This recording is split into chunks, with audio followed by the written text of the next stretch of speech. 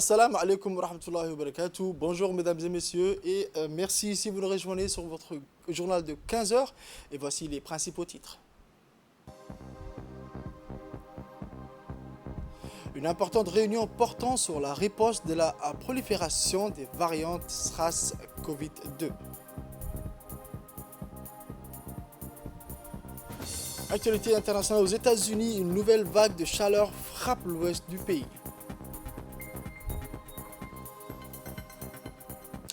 Merci encore si vous nous rejoignez sur votre journal. Le président de la République, son Excellence, M. Ismaël Omar Guelleh, a adressé hier un message de félicitations au Premier ministre éthiopien, Dr Abiy Ahmed Ali. Dans la formation politique, le Parti de la Prospérité a été déclaré vainqueur avant-hier des législatives éthiopiennes du 21 juin dernier. Le score largement dominant qui a entouré la victoire de votre formation est l'illustration parfaite de l'adhésion massive du peuple frère éthiopien autour de votre leadership éclairé, a écrit le chef de l'État dans le télégramme transmis au Premier ministre Dr Abiy Ahmed Ali. La manifestation de confiance dont vous venez de bénéficier vous confère toute la légitimité nécessaire à la poursuite du processus d'ancrage démocratique que vous n'avez de cesse d'insuffler à la tête de votre pays, a également noté le président Guelleh dans son message. Et encore, sous votre direction, la nation amie éthiopienne apporte aujourd'hui au monde entier la preuve de sa détermination à épouser durablement les valeurs modernes d'une société épanouie, en rupture avec les démons de la division où les alliances se fondent non sur le principe de clivage ethnique, mais sur celui de la communion des idées et des visions. Notre pays qui a fait le choix judicieux d'une communauté économique de destin avec le vôtre n'aura de cesse de demeurer un partisan effréné de la promotion de l'unité et de la fraternité en Éthiopie, a par ailleurs indiqué le président de la République, retirant ses vœux de succès et de réussite au Premier ministre Dr Abiy Ahmed Ali. Selon la commission électorale éthiopienne, la formation politique du Premier ministre Abiy Ahmed Ali a remporté les législatives du 21 juin dernier à une écrasante majorité raflant 400 des 436 sièges pour lesquels le vote a eu lieu. Actualité nationale à présent, le ministre de l'Environnement et du Développement durable, son Excellence M. Mohamed Abdelkader Moussa, à Persga. La réunion était une vidéoconférence. Le Conseil des ministres de l'Environnement des pays membres du Persga qui ont été aussi examinés le rapport du secrétaire général du Persga sur les activités réalisées par l'organisation régionale durant la période 2019-2020. Les ministres ont aussi discuté du programme à mettre en œuvre pour les 2 ans à venir 2021-2022. Enfin, les ministres ont examiné l'état de la situation financière de l'organisation. La République de Djibouti est située sur l'une des routes maritimes les plus fréquentées au monde et possède plusieurs ports. Par conséquent, nous sommes exposés à la pollution marine causée par les hydrocarbures et notre pays à lui seul n'a pas la capacité de faire face au risque de la pollution marine. C'est pourquoi notre pays souhaite renforcer la coopération avec nos partenaires du développement en général et avec le Persga en particulier. Cette coopération régionale nous permettra d'améliorer nos capacités à réduire les risques de pollution marine, de nous préparer et de répondre aux accidents de déversement hydrocarbures et de protéger l'environnement marin.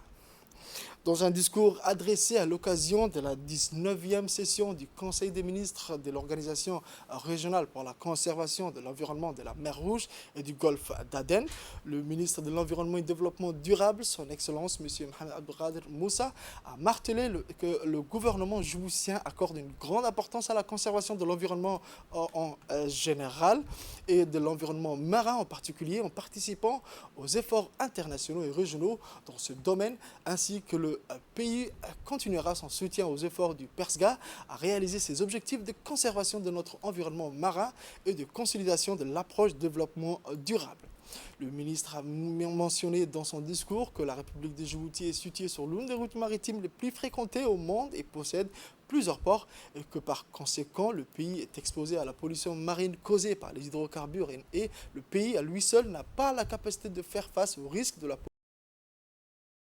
Ensuite, le ministre a souligné que depuis l'adhésion au Persga en 1999, Djibouti a bénéficié de la part de cette organisation d'un soutien variée et appréciable. Cette collaboration avec le PERSGA a également réalisé de nombreuses actions importantes à travers sa participation à la mise en œuvre de projets régionaux communs et de projets sur le terrain du pays qui ont contribué efficacement à l'élaboration de nos plans nationaux de gestion des zones côtières, habitats et espèces marins, surveillance de l'environnement et création de réserves marines.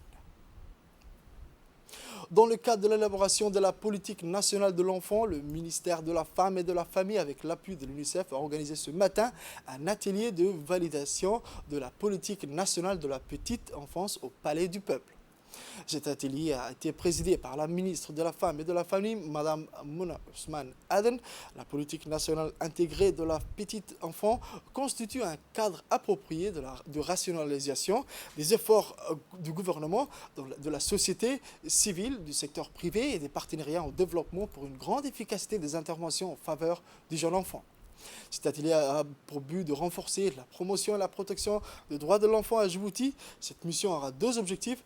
Présentation sur l'historique de la politique nationale de développement intégré de la petite enfant.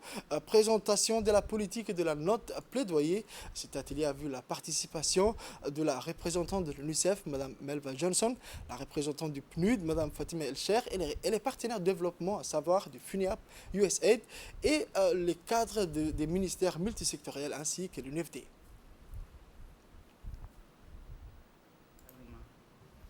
Aujourd'hui, chères Mesdames et Messieurs, nous sommes convaincus que cette politique nationale de l'enfant et la pérennisation de l'engagement de tous contribuera au renforcement du secteur de développement de la petite enfance dédié aux tout petits à Djibouti et du secteur de protection de l'enfant. Excellences, permettez-moi de remercier les différents participants d'avoir pris part aux rencontres sectorielles, d'avoir proposé des amendements, des remarques et observations au draft de la politique de l'enfant que vous avez ainsi enrichi. Je ne voudrais pas clore mon propos sans réitérer l'engagement de l'UNICEF à poursuivre son engagement dans le développement de la politique nationale de l'enfant. Écoutons à présent les propos de la ministre de la Femme et de la Famille, Mme Mouna Ousmane Aden. C'est pour moi un plaisir de partager avec vous cet atelier aujourd'hui qui sera consacré à la restitution des documents portant sur la politique nationale de l'enfant. Ce document est l'aboutissement participatif relativement étendu dans le temps. Vous étiez nombreux à l'avoir enrichi de vos remarques et propositions et je veux espérer que les consultants en charge de son élaboration en ont bien tenu compte afin de nous offrir une synthèse la plus possible et consensuelle. En tout cas, je voudrais également vous remercier, vous tous, qui accompagnez ce travail, les consultants qui l'ont encadré, l'UNICEF qui l'a soutenu, et vous dire que vous ne manquerez pas d'y puiser toutes les recommandations qui feront avancer la cause du développement de la protection de l'enfant à Djibouti. Nous sommes en effet à un moment charnière de l'itinéraire de notre développement où la plus haute autorité de l'État recommande d'imprimer le même élan au développement social et à la croissance économique et de les faire évoluer au même diapason. Maintenant que le nouveau plan de développement Djibouti ici est dans sa phase de finalisation, le nouveau document de la politique nationale de l'enfant ne pourra que l'enrichir davantage, tant autant que la recommandation pertinente issue des différentes et récentes stratégies et politiques visant l'inclusion socio-économique de l'ensemble de la population. Qu'il me soit permis ici de citer son Excellence, Monsieur le Président de la République, Ismaël Omar Guelleh. Il n'y a pas longtemps, il disait qu'investir dans la petite enfance constitue un axe stratégique majeur dans la bataille pour un développement humain durable, car il s'agit bien d'assurer une relève générationnelle de qualité. Le jeune enfant bien développé aujourd'hui sera un adulte bien portant demain.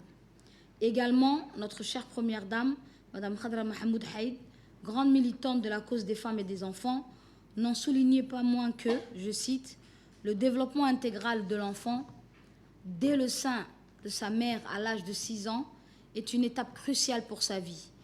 Il est la clé pour sa croissance, son apprentissage et sa prise en charge ainsi que le développement de son pays.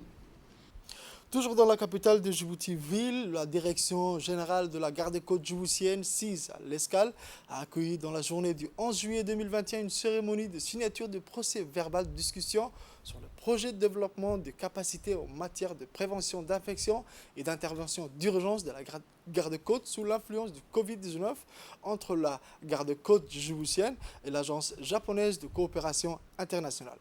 Cette cérémonie s'est déroulée en présence du colonel Waïs Omar Bogore, commandant de la garde-côte, et M.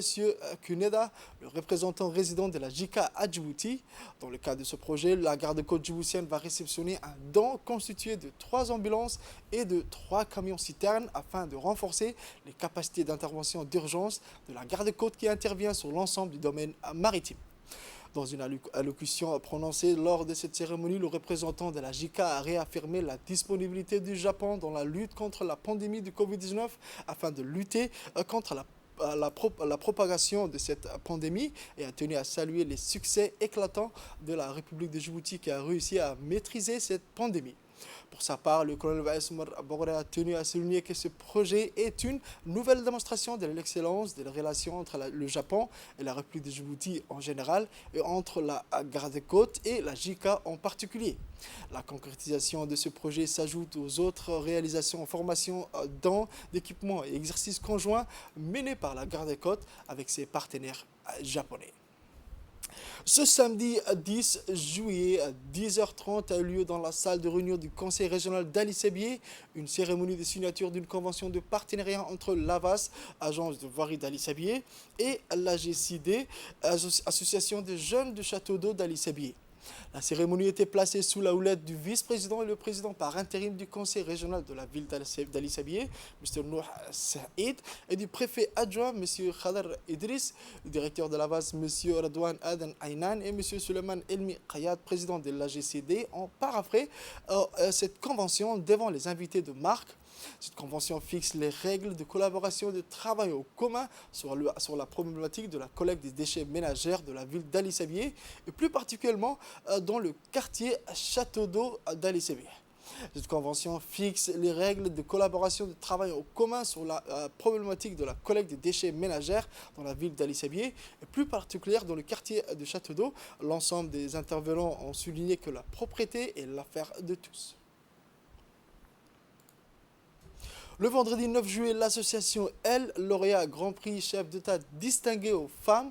Au 3e prix, le jardin scolaire a été mis à la disposition de l'APES, Association des parents d'élèves, de l'établissement École d'Iril 4 pour assurer la durabilité des investissements et pour valoriser le potentiel du jardin et entretien des formations ont été dispensés aux parents d'élèves.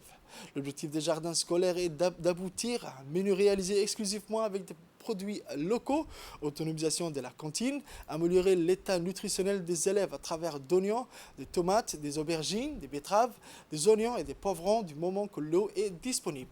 À cela s'ajoute revenus pour l'association pendant la période de vacances afin d'assurer et participer à la vie scolaire.